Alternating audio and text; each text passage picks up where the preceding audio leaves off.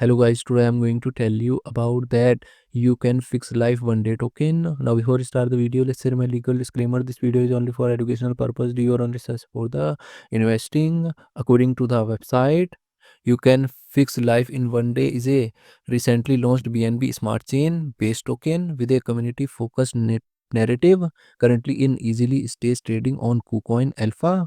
You can fix the life one day currently functions as a speculative BSC token with community-driven momentum rather than redefined utility. How might its developers transition from meme-style appeal to tangible ecosystem, building a sustained relevance beyond initial hype cycles?